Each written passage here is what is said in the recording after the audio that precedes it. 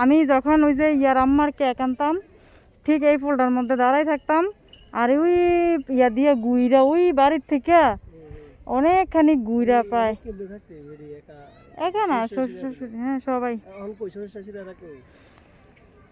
এরা বাড়িতেই আছে, আর উনি ওনার জালের নিয়ে আছে ইয়াতে। এই যে এই ফুলটার মধ্যে অনেক স্মৃতি, আর জায়গাটাও এত সুন্দর। হ্যাঁ জায়গাটা আসলেই সুন্দর।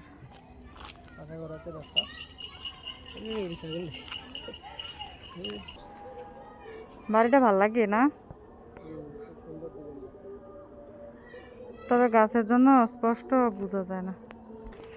এই পথ যদি না শেষ হয় তবে কেমন হবে তুমি বলো তো।